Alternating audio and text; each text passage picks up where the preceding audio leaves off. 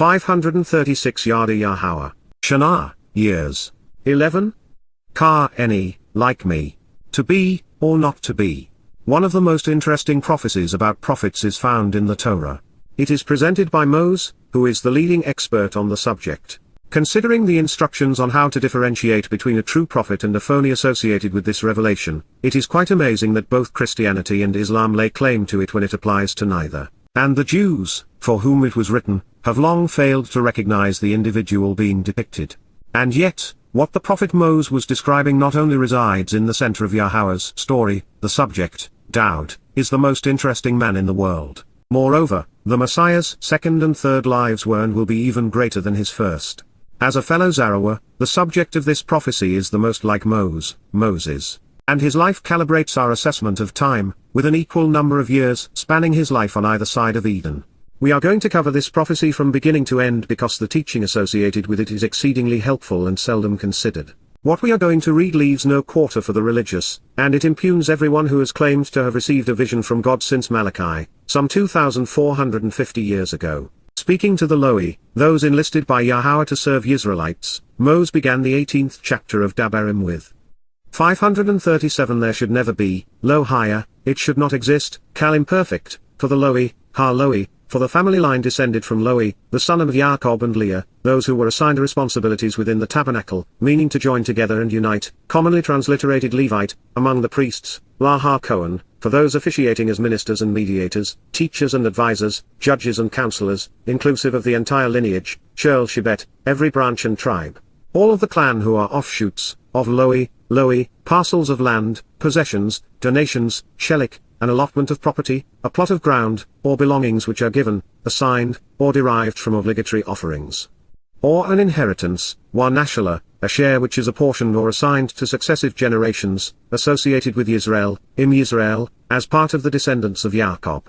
They will be nourished by, a kal, they will derive sustenance from, their inheritance, nashalahu, them receiving an inalienable portion and enduring heritage, the transforming fire and maternal light, isha, the elevating energy, that which converts physical organic material into energy and light, commonly rendered offering by fire, isha, woman, female individual, wife, and mother, and essa, feminine fire, of Yahowah, Yehovah. Devarim 18-1. Therefore, wa, an inheritance, wa nashala, a share which is apportioned or assigned to successive generations, or an inalienable apportionment assigned to successive generations, will not exist, lo higher, for them, la hu, among their brethren, va kirebach hu, in the midst of their brothers. Yahowah, Yehovah, our Eloah, God has directed in his Torah, teaching regarding his Hayeh, existence, and our Shalom, restoration, is their inheritance, their birthright and legacy, nashalahu, is their enduring 538 heritage and portion, in accordance with what he has said regarding the relationship, ka ashadabar, consistent with his word and the promises he has made pertaining to the benefits of the proper path, for them, lahu, for them to approach and draw near. Devarim, words, Deuteronomy 18:2. All clerics the world over, especially the money-grubbing rabbis, are complete hypocrites when they accept any remuneration for their services.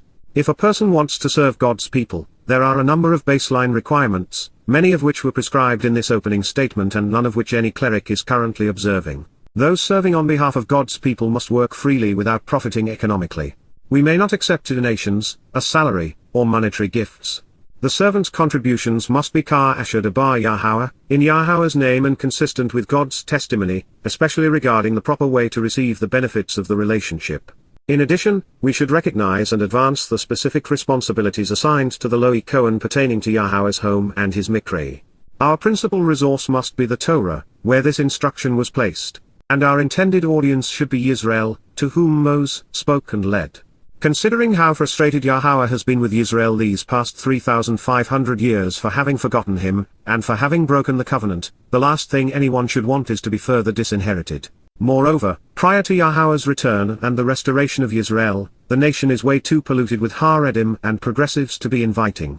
Take Jerusalem, for example. The most recent survey of its inhabitants reveals that they are equally divided into three groups: the comatose ultra-Orthodox, 539 anti-Semitic Muslims, seeking to kill and expel Jews, and government employees who are overtly political, and the landscape is littered with religious and government buildings.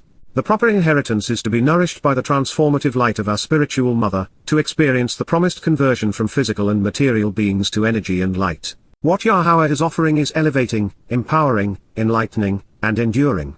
The superior inheritance is to be part of the covenant, to be a member of Yahowah's family, and to live with our God. This occurs when we listen to what he says regarding this relationship. The Levites serve God's people by leading them home. They work as instructional intermediaries during the Mikra invitations. By doing so, they inherited Yah's blessings. As retirement packages go, this one was as good as it gets. So, let's not feel sorry for them, or anyone else who serves in this capacity. The perks and privileges are out of this world. Should you be of the opinion that this pronouncement pertains exclusively to the Levites and thus does not apply to a Gentile church, mosque, or statehouse, you'd be correct. There are no instructions for Gentile churches, mosques, or governments because they are expressly excluded from God's company and plans. So, since these are the only instructions Yahowah prescribed for humankind pursuant to working with him, we either accept them or reject him. This known, it is important that we recognize who the Levites are, and why they were excluded from one inheritance and offered another. They bear Loi's name, which he was given by his mother as the third of 6 sons born to Jacob and Leah. She wanted her husband, Jacob, to be more devoted and attracted to her, which is 540 why she named him Loi, to be united and joined together. Her son then became the great-grandfather of Moseh, Aharon, and Miriam. The Loi were set apart from the other descendants of Jacob. Their role was to serve Israel as teachers, advisors, judges, and guides. Their primary purpose was to act as intermediaries, uniting Yahowah and Yahweh during the Mikra. They had the most important job on earth, which was helping Yah's people understand the benefits derived from observing the Torah, guidance and engaging in the Berith, covenant, while answering the Modim, appointments. I have used the past tense to describe the Loi Kohen because they have been replaced, not by God but by the religious, especially rabbis. Rather than a priest serving to affirm the Torah and aid in the celebration of the Mikra, Jews have appointed rabbis to replace God's words, name, and meetings with their own. This is Yahowah's plan, one completely rejected by Judaism. And this was shall be, higher, the plan, mishpat, the shared due based upon the correct decision and good judgment, for the priests, Kohen, for those officiating as ministers and mediators, teachers and advisors, judges and counselors, from the people, mineth ha'am, out of the sacrificial animal prepared for the offering and consumption, min zebach ha-zebach, whether a cow or sheep, im sharim say, they shall give, Nathan, bestow, appoint, and offer, to the priest, la ha-Kohen, the shoulder of the sacrificial lamb, zarawah, jaw, loki, and the belly, wah-ha-kabar. Dabarim 18-3, the first and best, reshith, of your grain, dogin otter, of your new wine, tiroush otter, freshly pressed wine, and of your oil, wah yitcher otter, as well as your choicest fleece, wah reshith gez otter, from your flock of sheep, sown 540 oniata, you should give to them, Nathan Lahu. Dabarim 18-4. For indeed, KY, Yahowah, Yahowah, your God, Elohim otter, has chosen, Basher, has selected and desires, among them, Vahu, out of all of the branches of the extended family of your people, Min Shirl Shebet otter, to be present, stationed and standing, Amod, to persist and endure, remaining upright to affirm, to serve and render assistance, La Sharat, attending, contributing, and supporting, in the name, Bar Shem, of Yahowah, Yahowah, he and his sons, Huwa ben Hu, every day throughout time, Shirl ha-Yaumim, for all of the days. Dabarim, words, Deuteronomy 18:5. No wonder the rabbis are opposed to such things. The priests didn't get paid, they served in Yahowah's name, and they had to work weekends. But alas, had the Loi continued to do as Yahowah requested, they would be well fed, handsomely attired, and suitably hydrated. Their job would have been exceedingly rewarding as well. To be Basher, chosen by Yahowah to work with him, is the ultimate honor and privilege. You'll notice that, while the priests weren't given money, everything Yahowah asked for on behalf of the Loi was symbolic.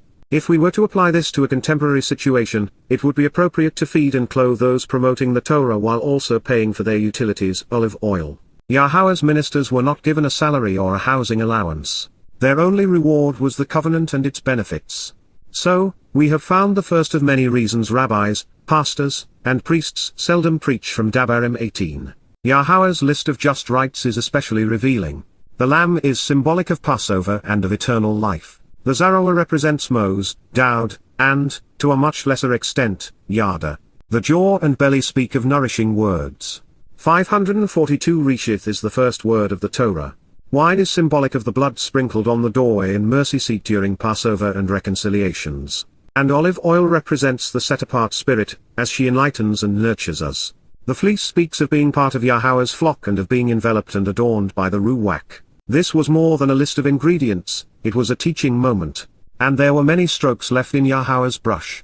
So, while every other tribe was assigned a particular territory within Yisrael, the Loi had free reign. And if a Loi, YKY Loi, shall come from, Bomin, will go in and out of, one of your communities, Ekad Shah Otter, anywhere within Yisrael, Minshel Yisrael, where, to show the proper path to walk to get the greatest joy out of life, Asher, he resides as a guest in that place, Hugrasham, he may come to and enter, Wabo, wherever his soul desires, Barshel Arwinipeshu, toward the dwelling place and home, El Ha-Makam, which, for the benefit of the relationship, Asher, Yahowah, as directed in his Torah, teaching regarding his higher existence, will choose, Basher, will select as his preference. Dabarim 18-6. And he will render assistance, be attentive and serve, Washarat, in the name of Yahowah, Bashem Yahovah, his God, Elohim Hu, just like all of his fellow Loi, Kasher Letshu Ha-Loi, who will be present and standing there, Halamod Sham, before Yahowah, La Pana Yahowah, in the presence and at the appearance of Yahovah. Dabarim, words, Deuteronomy 18:7. There is more to this than freedom of movement within Yisrael. Through the Mikra and by walking along the proper path to receive the benefits of the 543 covenant relationship, we are transformed from physical and material beings who are limited in space and time. Our souls will become more akin to energy and light, and we will be able to travel whenever and wherever we desire. Humans, as is the case with all animals, have an Ipesh, soul. God is Ruach, spirit. If we want to live with him, we need what he has. Fortunately, he is willing to give us access to the Ruach Kodesh, set-apart spirit. She comes bearing gifts and they are all free. But that is not to say that Yahowah doesn't expect something in return. He does? He wants to develop a familial relationship along the lines of the Berith, covenant. The Makam, dwelling place and home associated with Yahowah's choosing is Mount Moriah, the Sham, place upon which the Berith, covenant was affirmed with Abraham and Yitzchak, the place upon which Yahowah's home was built, and upon which he provided the Passover lamb for the sacrifice. This Makam, standing place is where God and man are united, where souls come to endure forever in Yahowah's presence. Yahowah reminds us that the only appropriate compensation for services rendered in association with his work is paid by him and not from men. We can feed, clothe, and brighten the lives of his ministers, even welcome them into our homes so that we can listen to them, but we aren't to pay them. This is a litmus test. Should anyone claim that they are serving on behalf of God and receive donations or monetary compensation for their ministry, books, or programming, as is the case with 99% of clerics worldwide, they are not to be trusted. However, with religious clerics, it's not just the money, it is the lies, the betrayal of the people.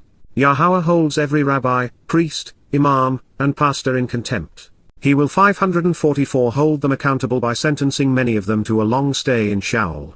They shall have an equal share and portion, chelik kar chelik, a similar reward, for them to consume, a kal, besides labad, in addition to, the selling price of the merchandise, mimkar, the proceeds of the liquidation of goods, of their fathers, Huel ha-ab.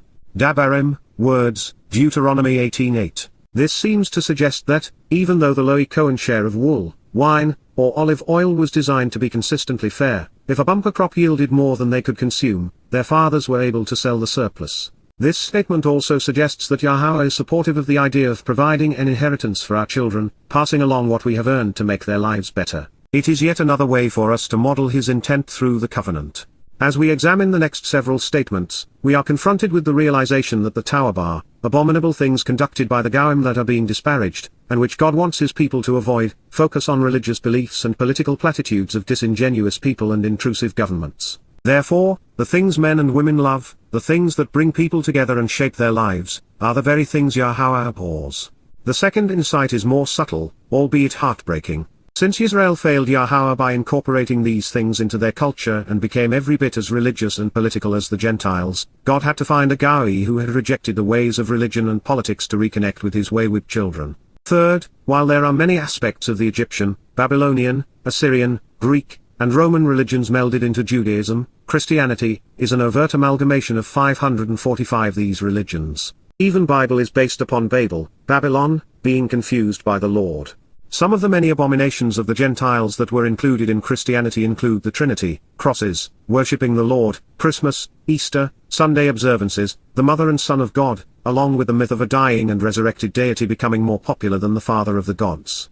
The integration of religion and government is an idea originally incubated within these Gentile civilizations, as is going to war and killing in the name of their God. The papal system of cardinals, bishops, priests, and nuns originated in Gentile cultures, as did the feudal system imposed by the Roman Catholic Church. At its core, Christianity is an amalgamation of misguided Gentile ways. Indeed, when, surely because, at the point in time, you come upon, Otaboel, you enter into, are led and return to, and are included within, the land which, for the benefit of the relationship, Asher, Yahowah, your God, Yahweh Elohim Otter, is giving, Nathan, is bestowing and entrusting to you, Later, you should not accept, learn, teach, or imitate, Lo Lamed, you should not instruct, be trained in, or become accustomed to, such that you act upon and engage in, La Asar, you effect, attend to, commit, celebrate. Profit from, bring about, ordain, institute, or perform, any semblance, any derivative or similitude, of the disgusting religious rites and political practices, Towrah, abhorrent ceremonies, detestable idolatrous mythologies, repulsive and loathsome rituals, abominable festivals, of the Gentiles, Hagawim Hahem, of the people from different races, customs, and places. Dabarim, words, Deuteronomy 18:9. It makes no difference if the Towrah, discussing religion, is of Egyptian origin, Babylonian, Assyrian, Greek, or Roman. The names of the sun, moon, and star 546 gods changed, but little else. Roman Catholicism, Rabbinic Judaism, and Islam were all based upon variations of the same formula. They deceive by counterfeiting the truth, by misappropriating the things of Yahowah. Collectively and individually, they lead mankind away from Yahowah and to separation and death. Their every rite, ritual, and object of worship is an abomination, detestable, abhorrent, and repulsive. The ways of religion, politics, economic oppression, militarism, and conspiracy are not to be accepted. They should not be taught, tolerated, imitated, performed, ordained, or instituted. This divine edict is so essential it serves as the basis for the second statement Yahweh etched on the first of the 2 stone tablets. It all comes down to this: who do you trust, yourself, no one, other men and women, false gods, or Yahweh? What is your preference? The rantings of progressive wokeism and socialist secular humanism, communism or fascism, Buddhism, Hinduism, Mormonism, or Judaism, Roman Catholicism, Orthodox, and Protestant Christianity, or worse, Islam. They are counterproductive and offer nothing more than false hope. If Yahweh is right, then they are all wrong. Yahweh wanted Yahweh to remain untainted by the corruption which surrounded them. They were Yahweh's control group, separated from the guiles of debilitating notions. In this way, they serve as witnesses, as examples of what life is like united with or separated from God. Unfortunately for Jews, it hasn't been a pretty picture. But at least for some, that is about to change. Continuing to expound upon the worst of human behavior, Yahweh added, "There shall not be found, lo matzah, there shall not be encountered, detected, or discovered, among you, bar otter, one causing his son or daughter to pass over 547 and perish, obar ben hu wa bath hu, a person having their child cross over and cease to exist, sacrificed, in a fire, bar ha-esh, in the flames, someone predicting the future based upon pagan religious notions, kasam, believing false prophets, responding to conspiratorial suggestions, forming opinions based upon religious concepts. Consulting with the dead and trusting saints, a person who obscures the truth and believes in spiritualism, Anan, a person who makes decisions based upon appearances or astrology, acts covertly, believes in casting spells, and clouding over, or one who tempts and charms others, Nahosh, one who offers deceptive precepts and false prognostications, an enchanter who cannot prove their position using evidence or reason, someone who is serpentine and toxic. An individual who entices and seduces people to worship and pray, Kashaf, the corrupting influence, deceptive religious rites, rituals, and beliefs, Dabarim 18:10, one who joins in and binds together by forming political or religious alliances, Wachaba, one who charms others into leaguing together and forming a religion, one who fascinates with eloquence, creating a spellbinding fellowship, one who is obsessed with ghosts, makes requests of saints, or speaks on behalf of dead souls, Shal-Ob. Someone who prefers and seeks shawls, Paul's advice on being spiritual, a spiritualist or Gnostic who asks about and questions the deceased, an obsession with wizards, or ancestor worship, a con man who beguiles in association with demonic spirits, Yid'eni, a schemer who influences based upon his personal knowledge of and relationship with evil spirits, one overly familiar with agony and anguish, intimately acquainted with demons and death. Or one who causes the premature death of others in association with a destructive plague, Wadirosh el Harmouth, one who resorts to killing, hellish tortures, wanton destruction, and 548 body counts, insisting that those who oppose them are destroyed and die. Dabarem 18:11. For indeed, ky, all who engage in and act upon, shurlasar, everyone who does, these things, alay, are an abomination, considered abhorrent and detestable, tawabah, are seen as repulsive, loathed to the point of absolute intolerance, viewed as idolatrous and disgusting, to Yahowah. And so as a consequence of this repulsive religious excrement, Wabagalal Tawabah ha-lay, on account of this abhorrent political dung, because of their detestable feces, for the express reason of this abominable bullshit, and as a result of this filthy idolatrous crap, Yahowah, our Eloah, God as directed in his Torah, teaching regarding his ha-yeh, existence and our shalom, restoration, your God, Elohim Otter, will drive them out, dispossess them, and destroy them, Yarash Ethem. He will impoverish them by taking everything away, their lives, lands and possessions, from your presence, Min Pana Otter, from appearing around you. Dabarim, words, Deuteronomy 18:12. While there are hints of politics, this list is otherwise entirely religious. Therefore, by way of his introduction and conclusion, we have yet another affirmation that Yahowah abhors what people have been led to believe, especially by the religions of Judaism, Christianity, and Islam, whose existence is predicated upon misappropriating and misconstruing his testimony. God is opposed to human sacrifice, appeasing gods, misleading children, religious prophets, dishonesty, spiritualism, and anything that is in conflict with evidence and reason. He loathes those who encourage prayer and worship as well as anyone who forms religious and political alliances. Judaism's reverence for deceased rabbis, Christianity's affinity for saints, and Islam's 549 devotion to martyrs are abominations to God. Yahowah abhors those who beguile his people, especially when they are speaking for the Lord. He is revolted by these things because they are murderous, depriving Jews, Christians, and Muslims of knowing him, their freedom, and their lives. Misappropriating a fear of death to scare the unthinking into being religious and pretending to speak on behalf of the departed is the stick and carrot approach of religion. For most of human history, any opposition to religious authority led to a quick and torturous demise. And to demonstrate that the clerics determined who lived and died, the priests chose who they would sacrifice to their gods. Then for the compliant, there was the promise of victory in war, bountiful crops, and life after death. It didn't work out so well for the Sumerians, Babylonians, Assyrians, Trojans, Carthaginians, Greeks, Romans, Ottomans, Mayans, Incas, or Aztecs. The religious institutions responsible for English Bible translations and lexicons don't much like the idea that God is undermining their sanctified turf, so we find definitions such as divination, sorcerer, soothsayer, occultist, magicians, and necromancers attributed to each of these terms in their dictionaries. To believe them, it is as if God were preoccupied with Satan worship. But that is not the message. A very small percentage of people openly worship Satan as the adversary. However, the majority of people have been beguiled into worshipping the devil as if he were God. Therefore, the problem God is addressing does not pertain to the minuscule numbers of sorcerers, occultists, magicians, witches or wizards but, instead, the imposition of institutionalized religion. For example, Yahowah's complaint begins by opposing the common and tragic practice of priests 550 sacrificing children to appease their gods and terrorizing the masses into submission. The objects of the offering were always false gods and not the devil. From there, Yahowah condemns false prophets who lay the foundation for religious tyranny by fraudulently attributing their mythology to the culture's most revered ancestors. Continuing to expose the likes of Paul, Akiba, and Muhammad, he says that their beliefs are in conflict with evidence and reason and, thus, designed to entice the foolish through faith. God is chastising the saints and the sages, the apostles and the messengers of the gods, any and all who have obscured the truth.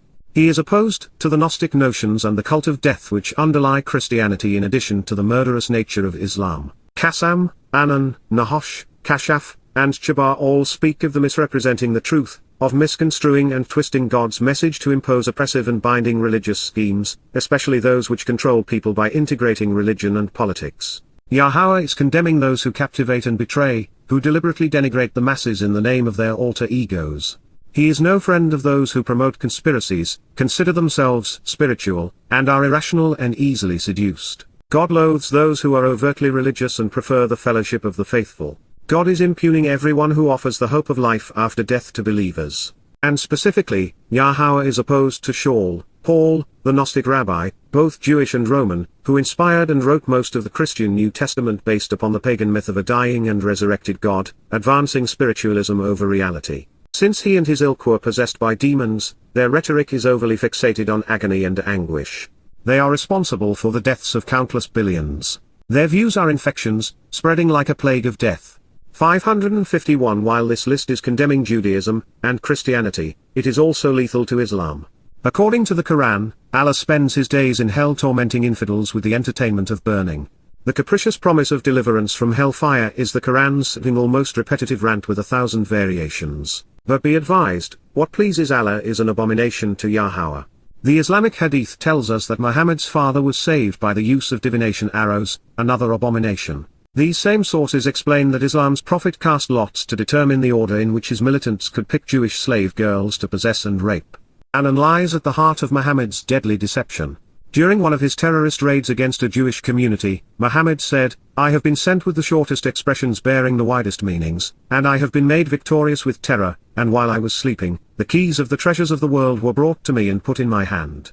Bukhari, Volume 4, Book 52, Number 220. Anan is the mother's milk of politics, the essence of religion. Anan means to cloud the atmosphere sufficiently to block light, and diminish visibility. In politics, perceptions become reality as professional liars spin the facts, cloud the issue, and obscure their actual agenda. In the arena of egos, the most prideful weave an enchanting tale while their operatives cover up the harsh and unflattering realities that lie beneath. Religion, like its illegitimate brother, politics, is all about swindlers obscuring the truth. A cloud forms over the people which is so dense that visibility is diminished to near blindness. The abomination of Anan explains how faulty rhetoric clouds the mind, rendering its victims unable to think clearly or rationally. 552 Nahosh is also central to deception. Muhammad consulted soothsayers. His Quran is filled with astrology as Allah swears by the constellations, the sun, and the moon. These concepts form the basis of the Quran's last two surahs, which are whispering odes to Satan. Muhammad is shown throughout the Islamic hadith practicing magic and dealing with spells, but it was his Shabat eloquence that made his message so lethal. I offer this twist on Muhammad's favored occupation as a confession. The Prophet said, "I have been given the keys of eloquent speech and given victory with terror." Bukhari, V9b87n 127, he spoke these words during his final terrorist raid as he looted Christians at the periphery of the Byzantine Empire for the first time. Shabat is politicized religion. To Shabat is to bind. Merriam-Webster tells us that the English word religion is based upon the Latin religare, to bind and restrain. In the context of this list, and adjacent to Kashaf and Shabat, it confirms that God is intolerant of religion and politics because they are used to confuse and control his people, something the foremost advocate of liberty and reason finds wholly unacceptable. And that's a sobering thought. Yahowah has drawn a line in the sand. You can either side with him or with the oppressive and deadly nature of religion and politics. On one side of this divide, you will find a solitary door that leads to a personal relationship, based on love, truth, light, and life. On the other, mankind is found groping in the darkness of religion and wallowing in the deception of politics. Many will chafe at the realization that God is intolerant. Societal conditioning makes it difficult for believers to accept that Yahowah is repulsed by the religious and political, the militant and conspiratorial. And yet, even with the life he gave them, they are free to reject him and his offer. 553 For those who do so, life will be short, and it will end poorly. There will be nothing more. Their bodies will decay, and their souls fade away. This is not a penalty but simply a consequence of squandering the vastly superior alternative. Should, however, an individual engage in something that Yahowah views as contrary to his people, they will be judged. And should their offense rise to the level deemed deserving, eternal incarceration in Sheol will be the prescribed recompense. When it comes to eternal life in heaven, God's rules apply. There is no way around them. There will be no exceptions. For without the conditions of the covenant, God's home would come to mirror man's, and that is not a pretty picture. These things are not victimless crimes. Countless generations and entire civilizations have been degraded as a result. When the truth becomes muddled, revised, twisted, and blended with lies, everyone loses. The concluding statement is indicting. With Galal Taubar, humankind's political and religious ways are being equated to bullshit. It is repulsive religious excrement, and abhorrent political dung.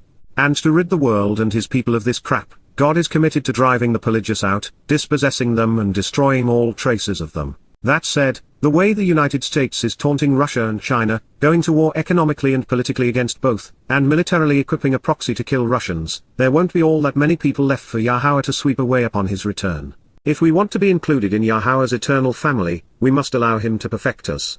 And for this to occur, we must observe Pesach and Matzah leading to Bikurim and Shabat. 554 You can actually become completely and continually perfected by being consistently right. Tamim Haya, you will genuinely exist as totally acceptable when you are truthful and correct, demonstrating integrity and sincerity, becoming entirely undefiled, upright, and innocent by being honest, Kalim perfect, with, Him, in association and relationship with, Yahowah, Yahowah, an accurate presentation of the name of Eloah, God as guided by his Torah, instructions regarding his higher existence, your God. Elohim Otter. Dabarim, words, Deuteronomy 18:13. This statement is not only the lone remedy to resolve the stain and stigma, indeed, the stench of the religious galal, bullshit, but it also serves as a direct affirmation of the second of 5 conditions to participate in the covenant. After asking us to walk away from Babel, the confounding nature of religion and politics, God instructs us to walk to him and become perfected. This is one of the most misunderstood aspects of the covenant, of the invitations and, indeed, of the Torah. They exist to make us acceptable, to perfect the imperfect, to acquit those who are right about Yahowah. When our perceptions are correct about God, he opens heaven's door to welcome us into his home. By comparison, indeed, these people from different races and places, Hagawim Ha-Li, the Gentiles and those from other nations, who you shall dispossess and remove, Asher Otter Yarash, who, for the benefit of the relationship, you will distance yourself from and disassociate with, they listen to, Ethem Shama El, false prophets who obscure the truth with myths, Ananan, spellbinders, spiritualists, and politicians blowing smoke, those who venerate saints and ancestors, often concealing their actual motives while clouding the issue and acting covertly, and believe in antiquated religious notions and 555 invalid opinion makers, Wakasam, and respond to cultural and conspiratorial suggestions, forming invalid conclusions based upon ancestry. But as for you, Wa Otter, this is not the correct way, Lo Ken, this is not the right or truthful path. Yahowah, Yahowah, your God, Elohim Otter, has offered to you for you to approach, Nathan La Otter, has given, provided, and appointed for you to draw near, Kal perfect. Dabarim, words, Deuteronomy 18:14. The Yisraelites were aware of the debilitating and dehumanizing nature of religion. They had spent the past 80 years as slaves in Miraim, the crucibles of religious and political oppression. Having not learned their lesson, religion remains the dominant influence in the lives of some 40% of Jews worldwide. It bears repeating because Yahowah has done so. Kasam, invalid opinion makers and Anan, false prophets who obscure the truth shape the religious doctrines which underlie Kabbalah, Rabbinic Judaism, Christianity, and Islam, even to some degree communism, socialism, fascism, and secular humanism.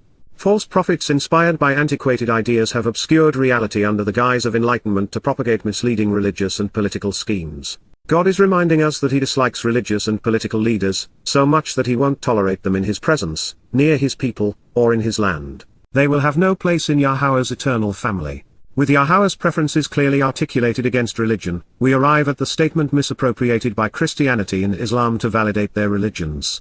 A prophet, Nabi, a person who is inspired by Yahowah, who communicates and records the testimony of God, and who is accurate regarding past and future events. 556 From among your midst, Min Kireb Otter, out of your innermost nature, from your brethren, Mininach Otter, related to you, similar to me, Kamo Eni, in accord with me and who can be compared to me, Yahowah, Yahowah, a transliteration of, our Eloah, God has directed in his Torah, teaching regarding his higher existence, your God, Elohim Otter, will raise up and position to take a stand which establishes and affirms you, Kum La Otter, he will validate and confirm, elevating the status to encourage and restore you, enabling you to approach and rise, Hyphal imperfect, Yahowah will enable him to arise and take this stand with ongoing implications over time.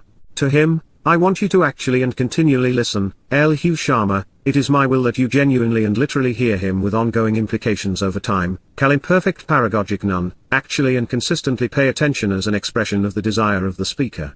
Dabarim, words, Deuteronomy 18:15.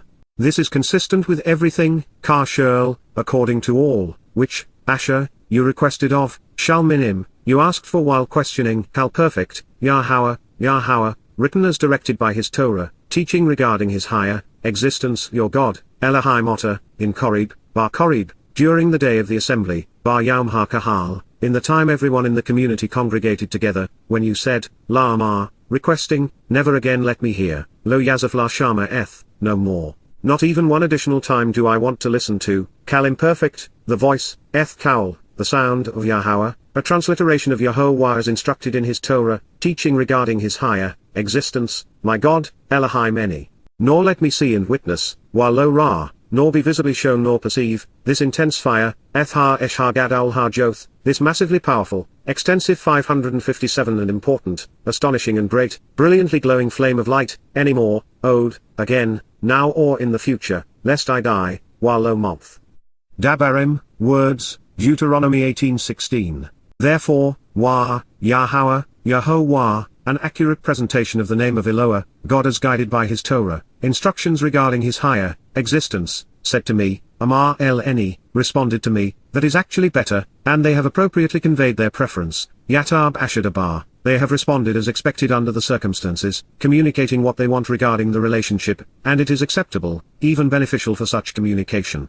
Dabarim, words, Deuteronomy 18:17. I will raise up and establish, Kum, I will set up and confirm, a prophet, Nabi, a man I can inspire to accurately convey past and future events, for them, Lahem, to approach them and be near them, from among their brothers, Min Kireb Akihem, from the innermost part of their brethren and relatives, similar to you, Chemo Otter, in accord with you.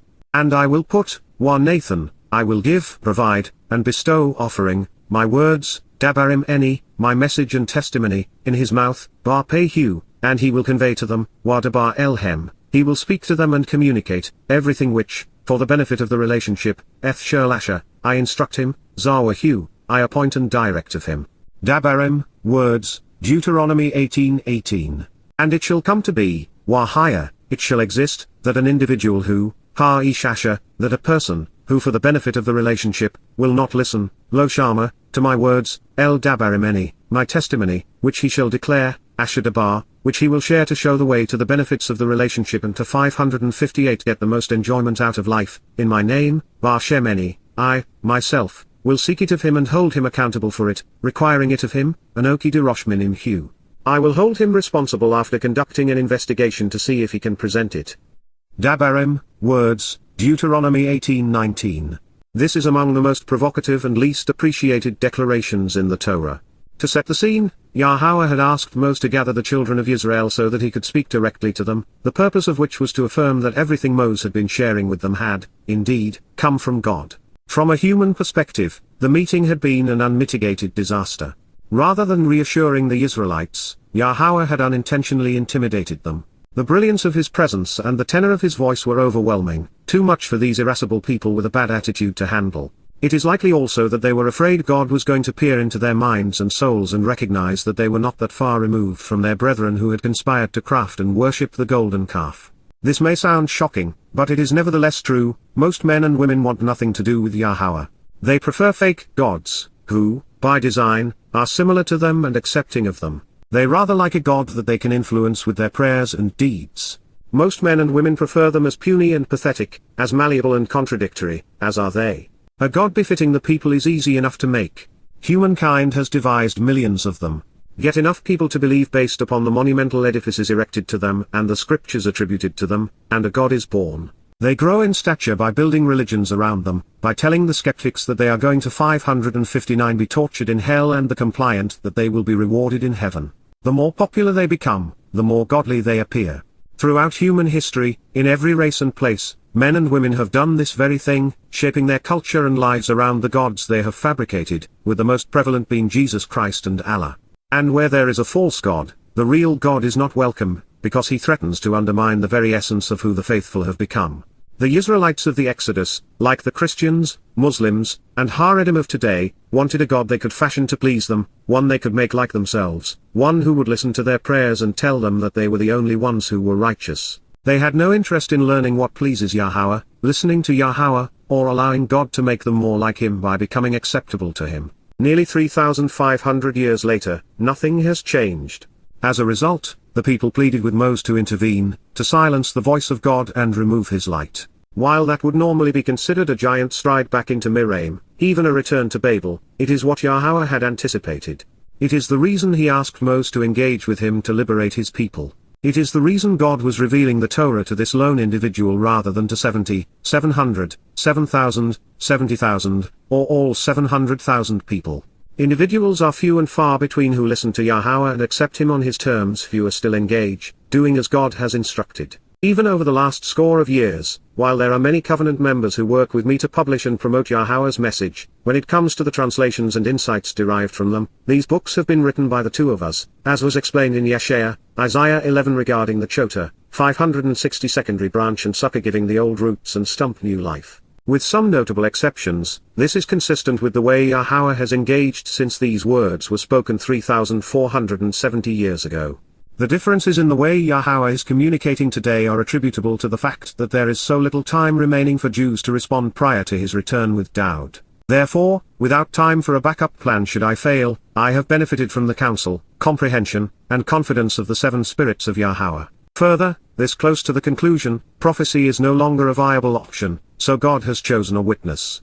Second, since the Naka is an observant foreigner, I have to be far better informed, more accurate, and more convincing than the rabbis to prevail with skeptical Yahweh. Jews have been trained to distrust Goim. Therefore, the evidence is overwhelming.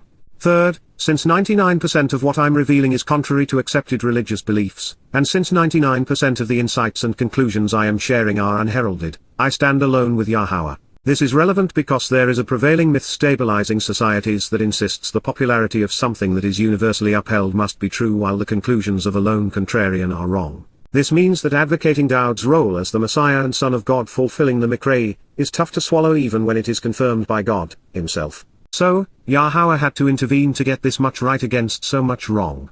Fourth, there are hundreds of prophetic references to what Yahowah and I are achieving together on behalf of Yisrael. The prophets, through whom they were revealed, were always accurate. So, on behalf of his prophets and his people, not only do we prevail, God cannot allow me to fail. 561 Whether it was Adam or Noach, Abraham or Jacob, Shamuel or Daud, Zachariah and then Malachi, or now with the Basar, Yahowah has been consistent. With very rare exceptions, he has chosen one or two individuals with whom to engage and through whom to communicate with Yisrael. And he seldom, if ever, works alone. Yahowah does not want to intimidate us or have anyone worship him. He is an advocate of free will and wants nothing more than to develop a familial relationship. We approach our God through evidence and reason and by choice, not because he is so visible and loud that he cannot be denied. It is the reason we were created in the first place. This explains the covenant. In this particular prophecy, the predicted individual would be a Yisraelite and a prophet, of which there were 40, with fewer than half of them leaving a written legacy scribed by their own hand. Of them, the two most prolific were Moses and Daud, the two mighty Zarawah. Shamuel, Yeshaya, and Yirmiah would also leave an indelible written legacy to explain the past and predict the future. Yahusha ben Nun, Hosea, Shabakuk, Yoel, Shalomah, Amos, Zachariah, and Malachi also left impressive written reports. Each of these prophets is irrefutable and undeniable because they were inspired by God such that everything they wrote was accurate. Of these men, and Nabi is masculine, only one rises to the level of Moses, and that is Daud, David. Moses explained the Mikra, and Daud fulfilled them. Moses explained the Berith, and Daud embodied it. Upon his return, Yahowah will be arriving with his chosen Mashiach, Melech, Ra, and Ben. It is to the lyrics of his psalms and the prose of his proverbs that God wants us to listen. 562 of the three Zarawah, this cannot be Moses because he is predicting another. It cannot be Jesus because, even if he existed, he wrote nothing for us to read so we cannot listen to him. And it cannot be Yada because he is a messenger and not a prophet. And as for Yeshaya, Yirmiah, Zachariah, et al., they were many, not one. Moreover, of these potential candidates, only two liberated and saved God's people, Moses and Daud. Yahowah revealing himself through individuals like Daud rather than to large gatherings of illiterate people throughout time is actually a better approach. It is the best way for everyone, no matter when or where they were born, to know Yahowah, read his Torah, attend his Mikra, and participate in his Berith. In this manner, we are all given direct access to God and are able to study the revelations of his prophets whenever time permits. However, with availability comes responsibility. Because Yahowah has made his testimony accessible to all of us, and because he has proven that he has inspired his prophets, God will require proof of it, at least among those who wish to live with him. Without knowing what Yahowah revealed, we cannot be right about him, and unless we are correct, there is no life beyond the one we are living. By saying that the Nabi will come from your midst and from your brethren, we are assured that he is a Yisra'elite, a descendant of Jacob. And because Moseh said you're not my in this discussion regarding the Lo'i, the promised prophet would be of another tribe. After already announcing that he will be a Nabi engaged in another Yatzah by indicating that he would be similar to me, Moseh was revealing that he would be supremely intelligent, a great writer and orator, an outstanding leader and liberator, someone who was chosen 563 and equipped by Yahowah to shepherd his flock. Apart from Moseh, there was only one other such man, Daud. We would be wise to listen to Yahusha ben Nun, to Shamuvel and Yasher, to Yirmiah, and Hosea, as we are to Daud, but they are not actually comparable. Daud's life and lyrics go well beyond providing a prophetic narrative regarding the future of Yisrael because he is Yisrael, and the living embodiment of the covenant. He is the Son of God. He is the shepherd we are afforded the opportunity to follow into the promised land. He is our king, once there. Without Moseh, Yisrael would have become extinct in Miraim. Without Daud, they would have been overcome by their enemies 3,000 years ago, and would cease to exist once again upon his return to fulfill Yom Kippurim. Daud is our guide, our mentor, our counselor, and our brother, our Messiah, shepherd, and king. His words are more prolific than any other. But more than this, Daud is Yahowah's answer to the people's problem, their preference to listen to a man speak of God rather than directly from God. As the man Yahowah chose and anointed to inspire and enlighten his people, Daud is Yahowah's retort to Yisrael's response, especially as the Zarewah. Further, God learned his lesson and made a promise that he would interact with and address the wayward nation through the best of them.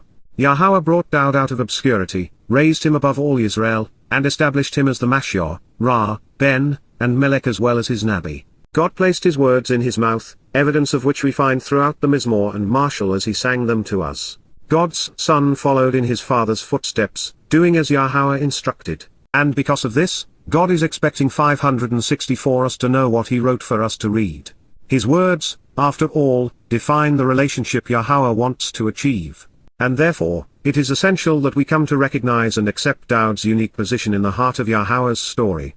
The man who arose in year 3000 year opened the door to life in year 4000 year and will be returning in year 6000 year as our king. He is our shepherd and has served as the lamb. Those who do not recognize him will not be recognized or accepted by Yahowah. And that is the moral of this story. It is why Yada Yahowah leads through observations to coming home where Daud's Marshal and Mizmor are king. What follows may sound harsh, but these are words the world needs to hear. They are directed principally at the likes of Peter and Paul, Akiba and Maimonides, Muhammad and Joseph Smith, giving us the means to identify and disregard false prophets. With absolute certainty, nevertheless, emphasizing the point, and to establish a contrast, notwithstanding this fact, the person who proclaims a message on behalf of a deity, Nabi, a prophet, who deliberately oversteps their bounds and speaks arrogantly and presumptuously, defiantly concocting a rebellious scheme, Ashazid, who has an inflated sense of self-worth, insolently demonstrating self-reliance while being insubordinate, who conceitedly pretends to know, insults others and is disrespectful. Displaying pride in the pursuit of personal recognition and acclaim while despising rivals, who intentionally rebels against that which is established and is prone to rage, who seethes with anger and is repeatedly furious, overbearing and rude while insolently promoting their plans, hyphal imperfect, for the express purpose of conveying words, for the intent of communicating a message. Stating it verbally or in writing, peel infinitive, continually and deliberately, actively and intensely speaking, under my 565 reputation and designation, Bar Shemeni, in my renown and name, which, Asher Eth, implying access and relationship, I have not expressly appointed, taught, authorized, nor directed him, Lo Zawahu, I have not provided the instruction to him, I have not assigned, constituted, decreed, prescribed, or ordained this for him. Deliberately and demonstrably making him my understudy and sending him out as my messenger, peel perfect, to, la, convey, dabar, to speak and communicate, or, wa, who, Asher, speaks, dabar, conveys a message, in the name, Bar Shem, in the designation or reputation, of other and additional, Acre, different and subsequent, gods, Elohim. Then, wa, that prophet, Nabi Hu, that individual who proclaims a message on behalf of that presumed deity, is actually deadly, moth, he is literally devoid of life, and is genuinely destructive, he is murderous, and while he will die, his death will not be permanent, kal perfect, the meaning is not nuanced or hypothetical, but real, and while his death will not be the end of his existence, there will be a cure for his plague. Dabarim, words, Deuteronomy 18:20. I know of such men, as do you. Peter and Paul, Matthew and Mark, Luke and John, followed by Akiba, Yochi, and Maimonides, along with relative come-latelys Muhammad, Smith, and Hubbard. The full list of men who have claimed God's authority for their edicts and actions is long and includes Greek and Roman emperors, the kings of Assyria and Babylon, Roman Catholic popes, Jewish rabbis, and the royal despots who ruled over Europe, China, Asia, South and Central America, and the Middle East. Those who have read Mein Kampf recognize that even Hitler could be included among the infamous. Shaul, Paul, the orator, author, and inspiration behind the Christian New Testament, was the most egregious and obvious offender. He was also the most defiant and deadly, especially in his assault against Jews. 566 The self-proclaimed apostle was arrogant by his own admission. He seethed in rage against God's chosen people, writing horrible things about them that would haunt them for 2 millennia. Paul was also prone to exaggeration, falsely claiming 99.9% of the world's population for himself. And he was a schemer, devising the most devilish plots against Yahweh's covenant, his Torah, his feasts, his Shabat, even against circumcision. In direct violation of this exhortation and prophecy, Paul boastfully and presumptuously claimed to speak for the God he continually contradicted, errantly cited, and misconstrued. What he said and wrote, rather than being inspired by God, was diametrically opposed to what Yahweh had instructed in his Torah. Paul also promoted the names of false gods, writing in the name of the Lord, quoting Dionysus while basing his gospel on the Greek charities and Roman graces. Even his Iesou Christo was bogus, serving as a replacement god for the one Paul despised. As a consequence of not recognizing that Shaul was the plague of death, the world's most anti-Semitic religion took root and grew, leading to countless pogroms and eventually, the Holocaust. If only there had been a Torah-observant Jew with the intellect and character to compare what Paul said and wrote to this declaration within the Torah that he was obviously violating, a New Testament would not have been added to what was deemed to be old. Zid is an especially provocative term. It serves as the juxtaposition of arrogance and exaggeration, presumptuousness and contempt, uncontrollable rage and scheming deliberation, audacious disrespect and mean-spirited rebellion. Zid also speaks of deliberate defiance, of intentionally scheming against Yahweh. And having studied Paul, having written extensively about his 567 egotistical plot to undermine the Torah, Berith, Mikra, and Yahweh, and establish the audacious notion of a new covenant, one based upon placing one's faith in his gospel of grace, I recognize that Zid's every nuance serves to indict the founder of the Christian religion. That is not to say that everything Paul wrote was false. Had it been, he wouldn't have fooled anyone. Moreover, it isn't how false prophets prevail. Effective deceptions almost always derive their perceived legitimacy from something that has been established. For example, Muhammad is called a prophet because the only credible aspects of the Quran are those he plagiarized from the Torah, Nabi, wa Mizmor. His ego wouldn't allow him to be anything less, even though neither he, nor Paul, got a single prediction right. If you are Yah's prophet, everything you reveal must be entirely consistent with that which Yahweh has Zawah, instructed, Torah, fashioned, the covenant, and directed, the feasts. If every word isn't inspired, accurate, and authorized, then the prophet is false. There is no room for any deviation, any personal indulgence, any opinions, or so much as a single contradictory statement. There is also the issue of an acknowledgement of Yahweh's intent and authorization. God overtly called upon Moses and then proved his prophetic credentials. The same is true with Yahusha, Shamuel, Daud, Yashaya, Hausha, Yirmiah, Zechariah, and Malachi. And indeed, now we know why there were so many prophecies pointing to the appointment of Yahweh's final messenger and witness, the Chota, Nakri, Zarawa, and Basar known as Yada. If not appointed, acknowledged, and instructed by Yahweh, the writer or orator is likely expressing his or her own opinions and sentiments. And if appointed, 568 acknowledged, and instructed by Yahweh, it's vital that those who seek to know Yahweh listen to what the witness has been directed to convey. That is not to suggest that there is no mention of Paul, Akiba, or Muhammad in the Word of God. There is, but it is all negative, particularly pertaining to Shaul, whom Yahweh called the plague of death, father of lies, and son of evil. Paul couldn't even get an endorsement from his Iesou Christo, which is why he had to turn to Satan for authorization while en route to Damascus. God is abundantly clear about who is, and is not, working with him. He communicates when, where, and why they are to be deployed and for whom. And in this regard, there isn't a single rabbinical affirmation anywhere to be found in the Torah or throughout the prophets. By contrast, Daud's name is proclaimed by the prophets more times than any other. In addition to being the most prolific prophet, after serving as the king of Israel and then savior, he is returning with Yahowah as the Messiah and Son of God.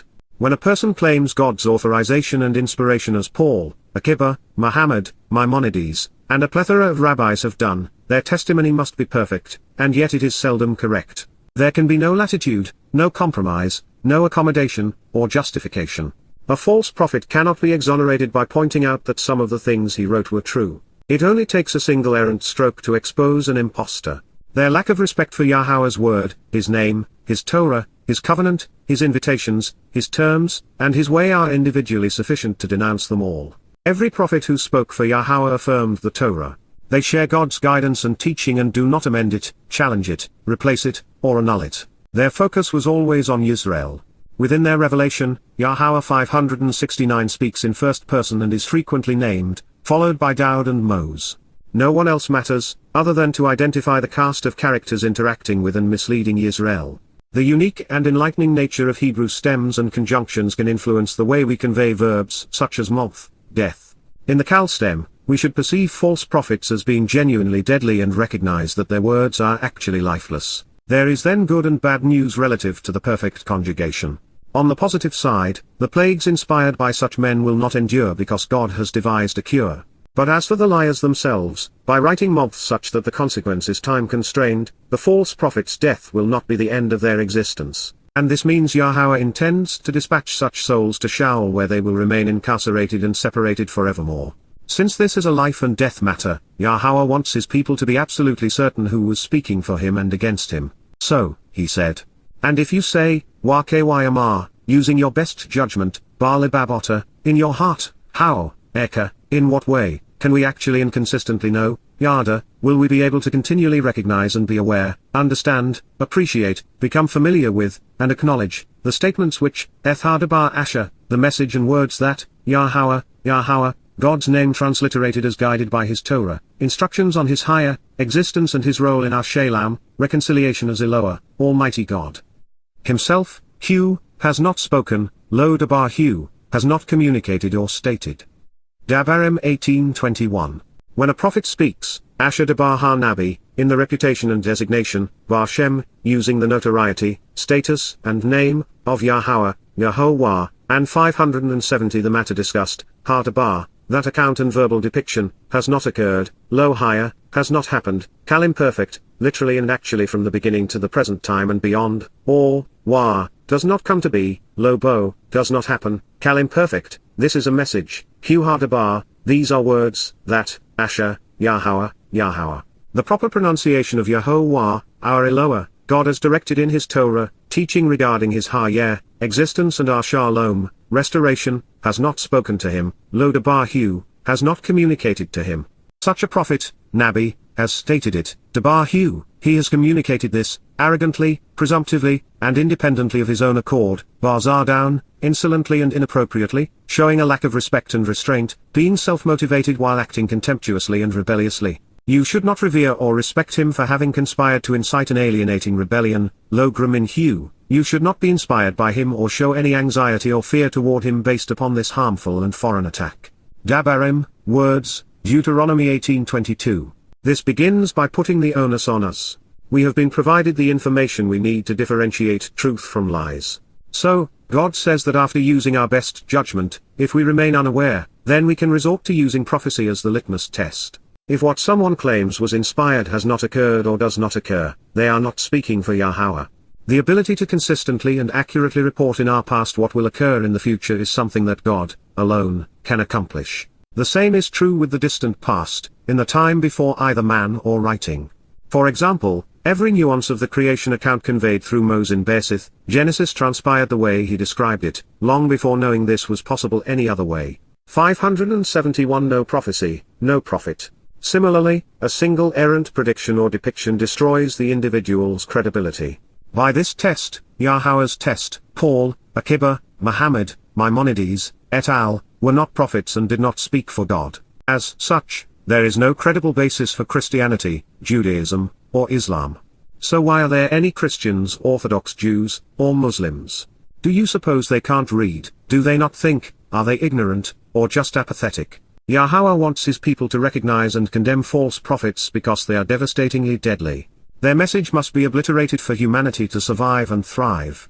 The Christian incorporation of Paul's epistles into their New Testament has caused billions to die needlessly. Our ignorance of Mein Kampf led to the deaths of 50 million people. Muhammad's Quranic poison has been even more lethal. It has eternally damned 3 billion souls. The solution is intolerance. False prophets must be identified, exposed, and condemned. It is the most reasonable and compassionate thing to do.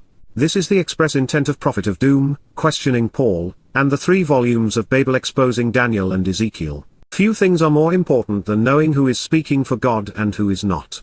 Should we trust the scroll scribed by Moses recording Yahowah's testimony or the letters Paul dictated to unknown scribes? After all, the consequences are life and death, vindication or condemnation, adoption or estrangement, salvation or damnation.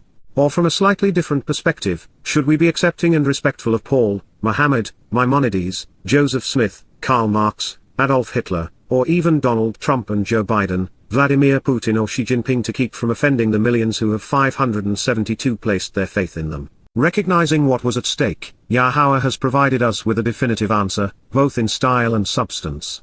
Yahowah's test is a relatively simple one. It contains 6 elements, with 6 being the number of man. 1. Is the person a Nabi, someone who claims to speak on behalf of God? This is a screening codicil. If a person admits that they are speaking for themselves, then they would be excluded from this analysis. 2. Is the person Zid, someone who oversteps their bounds, acting presumptuously with an inflated sense of self-worth, demonstrating self-reliance while taking liberties, someone who arrogantly pretends to know, who insults others and is disrespectful, displaying pride in the pursuit of personal recognition and acclaim while demeaning competitors, someone who rebels against the legitimate authority and is prone to anger, someone who seethes with frustration and is often furious, overbearing, rude, or conceited. This is a broad net, one which catches almost every impostor. 3. Does the person la debar any shem, openly and publicly preach to others, communicating their message in the name or designation of God? As was the case with the first codicil, this is also a screening test. If the individual in question has an insignificantly small audience, if their preaching is done in private, if their influence is limited in time and place, then there would be no reason to assess their credentials. 4. Is the person's message lo zawa, inconsistent with what God has instructed, taught, and directed in his Torah? Does the message conflict with what God appointed and decreed? Does it vary from his prior testimony? This is where the rabbis 573 fail, in addition to Paul and Muhammad. They can't even keep their own stories straight, much less be consistent with God. 5. Does the person debar bar Shemaker Elohim, speak in the name of gods other than Yahowah?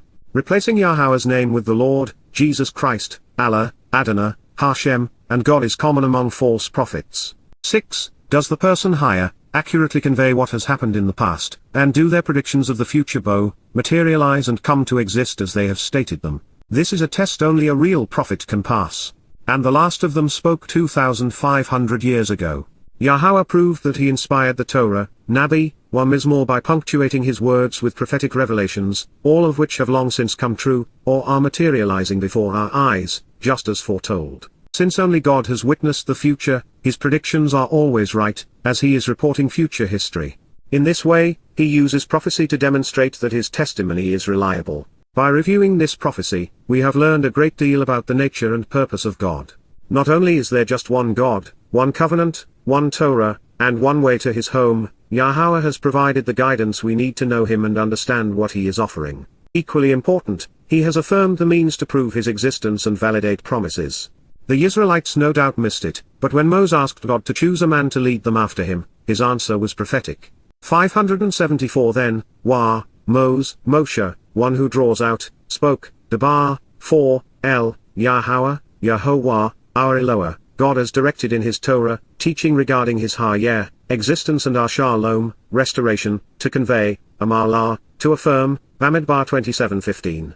Yahowah, a transliteration of Yahowah as instructed in his Torah, teaching regarding his Hayah, existence, the God, Elohim, of the spirits, Haruwakoth, for every herald and messenger, La Shel Basar, of all who announce and publish the good news as biological beings, has chosen to continually summon and appoint for the purpose of being accountable, Pakad, is determined to call and assign responsibility for a careful inspection and accounting to review and instruct, Kal imperfect Jussive. literally and actually, continually and consistently, according to his will, an individual, Ish, a person, positioned as, Al, of the Almighty for, a witness on behalf of the eternal and restoring testimony to the community, Ha-Ida, the congregation, from Ed, witness and testimony and Yud, enduring and restoring, Bamidbar 27:16, who, for the benefit of the relationship, Asher, who, to show the proper way to get the greatest joy out of life, will be brought out to disseminate the information publicly, Yatzer, he should come out and go forth to serve, to emancipate, withdraw, and lead, Kal imperfect, before them, Panahem, whose appearance and presence is in their face. Then to reveal the correct path to the relationship, Wa Asher, he will arrive to pursue them, Bohem, he will come, returning to include them, bringing them to the harvest, Hyphal imperfect, such that they will not be without, Wa Lo higher, because they will not exist without, Kal imperfect, a witness on behalf of the eternal and restoring testimony, Ida, of Yahowah, Yahowah, 575 akin to, Kar, a flock of sheep, heart sown, who are without a shepherd to guide them, Asher Ein Lahem Ra, who will be without someone to lead, protect, and nourish them. Bamidbar 27:17. And so, Wa, Yahowah, Yahowah, God's name transliterated as guided by his Torah, instructions on his higher existence, said, Amar, to Moshe, Moshe, one who draws out, of your own free will, you should want to select and obtain for yourself, Lakak La'ata, choose to accept, receive, and grasp hold for you, Kal imperative, Yahshua ben Nun, Yahowah liberates and saves the children who continue to grow, and who are empowered and enriched, Yahshua ben Nun. He is an individual, Ish, who, to lead along the proper path to receive the benefits of the relationship, Asher, has the spirit in him, Ruach Bahu. Be supported and upheld by placing your hands on him, Wasamak eth Yodotter al-Hu, be sustained and established by supporting him with your influence. Bamidbar, in the wilderness, Numbers 27:18. Prophets, of whom Moses is the greatest, speak for Yahowah. They communicate God's words in his name, and say nothing for any other. The 5 reiterations of Yahowah's name, inclusive of its incorporation into Yahushua, distinguish his testimony from the numbskulls who created the New Testament, Talmud, Quran, Mishnah, Zohar, Book of Mormon, and Dianetics, where Yahowah's name never appears. Throughout the Torah, Nabi, Wa Mizmor, Yahowah addresses his people in first person, speaking directly through the Nabi to Yisrael.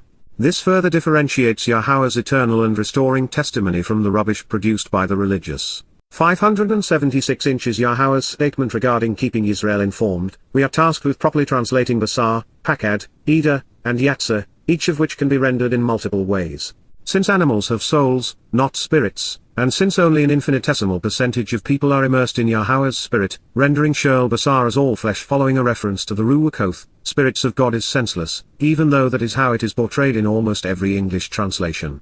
And that's particularly odd because by associating the spirit with the flesh, the central pillar of Pauline Christianity falls. It is, however, consistent with what we learned in Yeshaya, Isaiah 11 to associate the 7 Ruach, spirits of Yahowah with his Chota, or succor, and thus with God's Nakri, Malach, Zarawah, and, yes, Basar.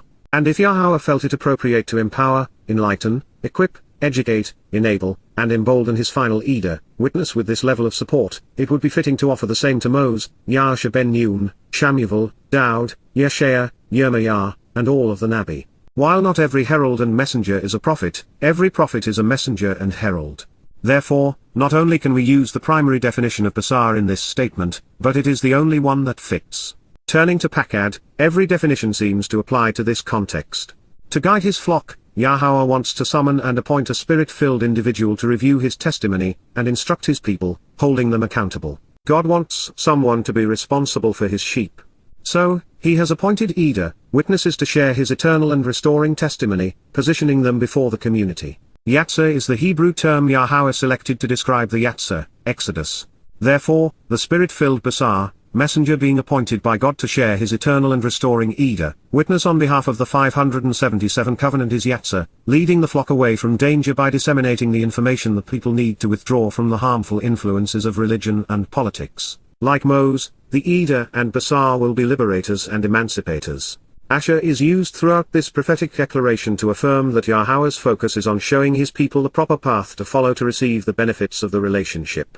It is for this purpose that the Basar, messengers and Ida, witnesses will arrive to pursue God's sheep. Some 40 would bow, follow, some bow. Returning, all bow, pursuing the flock, preparing them for the harvest. In this way, the edict convey the restoring testimony of Yahweh so that flock knows that they are never without a shepherd to guide them. And foremost of such men, the ultimate shepherd, is the Mashio and Melech, David. While this pronouncement addresses the succession between Moses and Yahusha, there is clearly more being said. After all, that is why Yahusha ben Nun means Yahweh liberates and saves the children who continue to grow and who are empowered and enriched. The Spirit of Yahweh was placed upon him for the benefit of the covenant relationship. Through him, and all who would follow in his footsteps, Moses and the Torah would be upheld while Yahweh's flock was sustained and supported. The remnant of Yisrael, the surviving Yahweh, has been offered the witness who was foretold, albeit one that they were not expecting. And he is announcing the arrival of the Messiah they do not recognize as their shepherd. He has also given voice to the realization that Daud is also our Zarawah and Savior.